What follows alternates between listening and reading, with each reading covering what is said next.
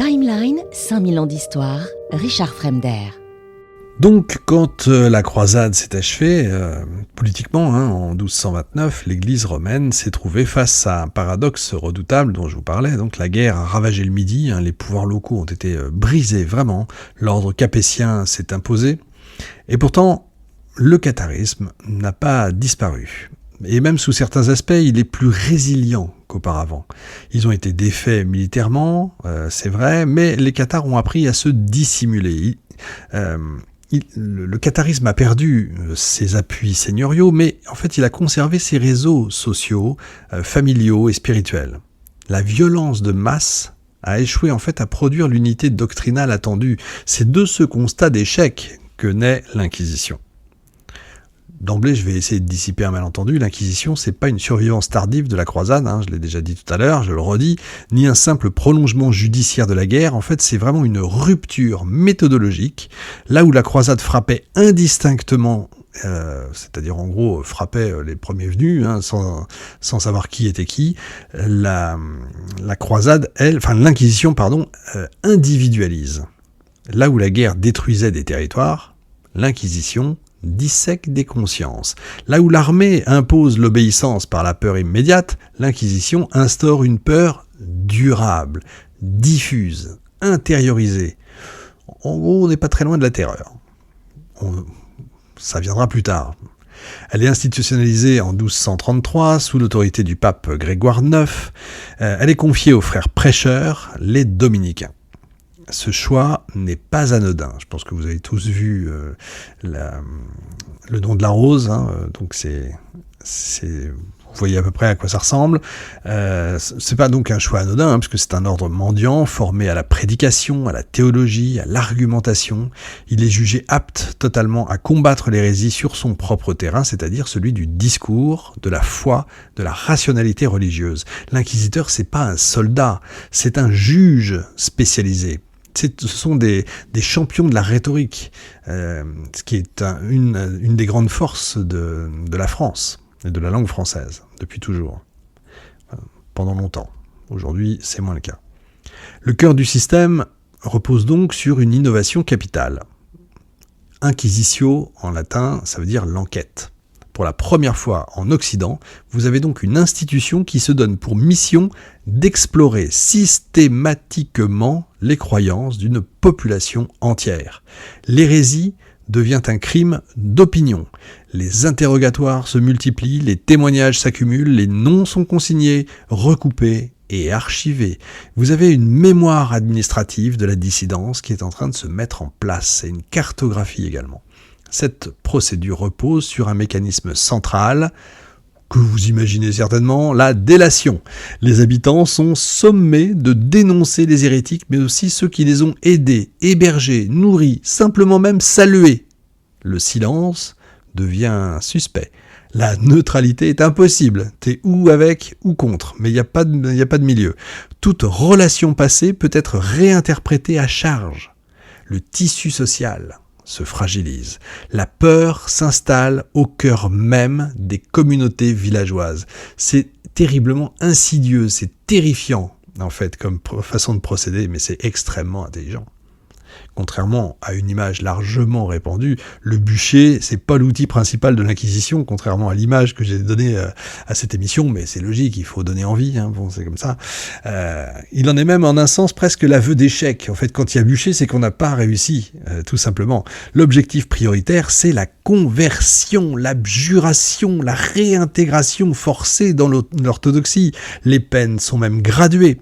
Port de croix infamante, pèlerinage pénitentiel, confiscation de biens, emprisonnement. Je me marre parce que c'est totalement invraisemblable. La sanction vise moins à tuer qu'à marquer, qu'à isoler, qu'à briser socialement.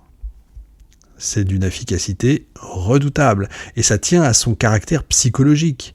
L'Inquisition, encore une fois, ne détruit pas seulement des individus, elle désorganise une société, elle fait entrer du poison dans la société. C'est terrifiant. Les réseaux cathares, fondés sur la confiance, la parenté, la solidarité, deviennent extrêmement vulnérables. En fait, ils vont mourir de leur force. Chaque arrestation fait naître la crainte d'une chaîne de révélation, évidemment. Chaque aveu menace d'en entraîner d'autres. Le catharisme qui vivait de la discrétion et de la fidélité se trouve miné de l'intérieur. Alors il y a pourtant des résistances, c'est vrai, elles sont parfois spectaculaires. Vous avez l'assassinat des inquisiteurs à Avignonnet, on est en 1242, qui marque un sursaut, mais c'est peut-être le sursaut désespéré, le dernier. Mais ces coups d'éclat, en fait, ne font que renforcer la détermination de l'institution. La répression, à ce moment-là, s'intensifie. Les enquêtes se perfectionnent, les zones refuges sont traquées. Le symbole le plus puissant, vous le connaissez certainement, de cette phase finale, c'est ce château, c'est Montségur. Forteresse autant spirituelle que militaire, Montségur incarne la dernière tentative de résistance visible de l'église cathare. Son siège, et puis sa chute en 1244, et le bûcher collectif qui va s'ensuivre, vont frapper durablement les esprits, c'est logique, mais là encore l'événement est moins décisif qu'il n'y paraît, parce que le catharisme ne s'éteint pas d'un coup, il se disperse, il s'exile, il se recompose, mais clandestinement. Si vous n'êtes pas allé à Montségur, faites-le au moins une fois, c'est assez extraordinaire de se dire, mais comment ont-ils pu monter un château à cet endroit-là? C'est quand même, et moi qui ai le vertige, c'est quelque chose, mais il faut voir ça une fois dans sa vie, tellement c'est fantastique. L'Inquisition poursuit alors son œuvre avec une patience implacable. Des figures comme Bernard de Caux, qui incarne cette phase méthodique. Vous avez les sermons généraux, les enquêtes de masse, les archives inquisitoriales, qui permettent de quadriller des régions entières. Et peu à peu, les bons hommes disparaissent. Les croyants se raréfient, la transmission s'interrompt. Ce qui se joue à ce moment-là dépasse très largement le sort du catharisme. L'Inquisition inaugure quand même un modèle de pouvoir fondé sur la surveillance idéologique, l'anticipation même de la déviance.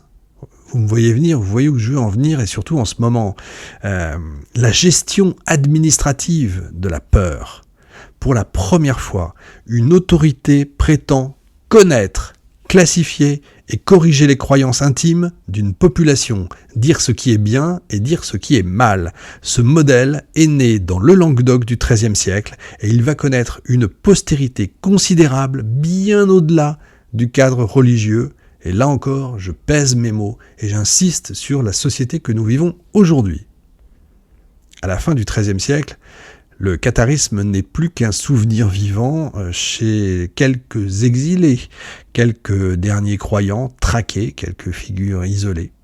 La société cathare a été dissoute, non pas par un massacre généralisé, mais par une érosion systématique, patiente, presque bureaucratique. C'est cette victoire silencieuse, plus encore, comme je vous le disais, que les bûchers, qui marquent l'achèvement du processus entamé un demi-siècle plus tôt. Une dissidence chrétienne a disparu, mais des instruments forgés pour la détruire, eux, sont désormais solidement en place.